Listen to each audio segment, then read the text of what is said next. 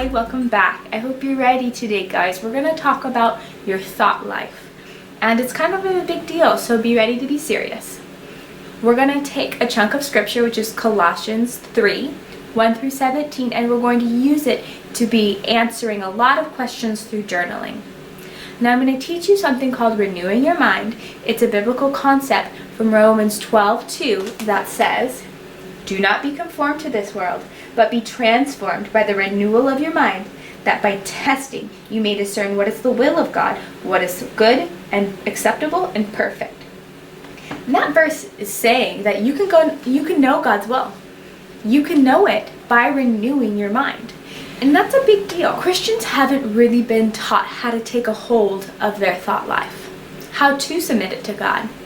James 4:7 gives us the formula.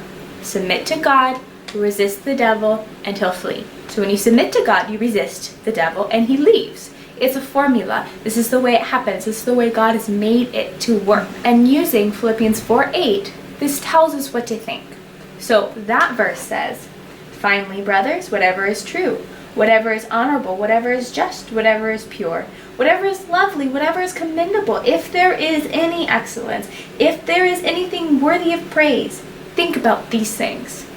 So when we take thoughts that fit into Philippians 4:8 instead of negative thoughts, we get peace versus anxiety. Jesus said our thought life is just as important as our actions.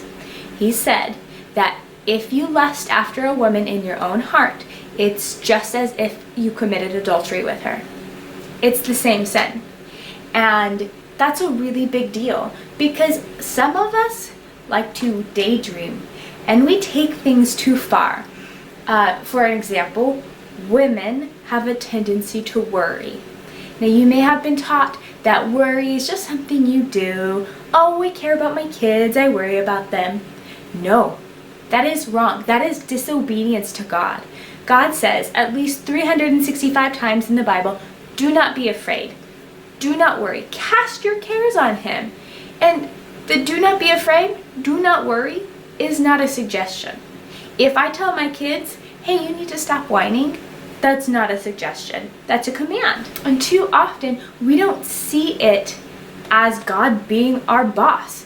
God is telling me what to do. He's telling you what to do. And it's to not worry. Worry is not something you should do as a Christian woman. And you may have never been taught that. You might be sitting there thinking, well, I thought I was supposed to worry. I just thought that was, that makes me a good mom or whatever. No, that's not what God says. And if you've been told different, I'm sorry. You've been misled and not been taught what the Bible teaches. And so it's time to change that paradigm in your brain. And so I'm going to teach you how to do that today. Talking about submitting your thought life to God. When the initial thought comes up, let's keep using the example worry. When that initial thought comes up, that's a temptation. And Jesus was tempted. It's not sin to be tempted. It's what you do with that thought is what makes it sin or not sin.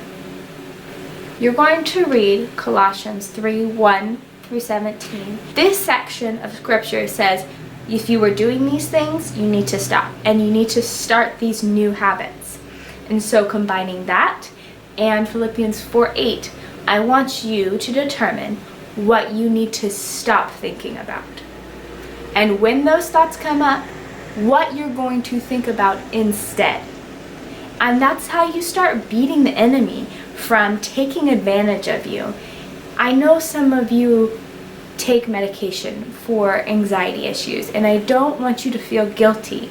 That's not where Jesus wants you. That's not where I want you. But I want you to know there's power in his name and power in his word. And you can overcome this. And that's what our whole art was about 2 days ago. He who is in you is greater than he who is in the world. You can overcome this. It isn't part of you. God didn't put this in you. You can become exactly the way he sees you. The questions below are fairly detailed. Take your time. If you can understand this concept of renewing your mind and apply it to your thought life, you can literally become a different person. So be encouraged. I know today was pretty serious talk. Your thought life is a very big deal to God. And there's going to be some big changes and some small changes you need to make. But there's victory. And it's waiting for you. And all you have to do is take hold of it and say, this is mine. I will come out on top, because if God is for me, who can be against me, right? All right, much peace and love, guys. And I hope that today is challenging but good.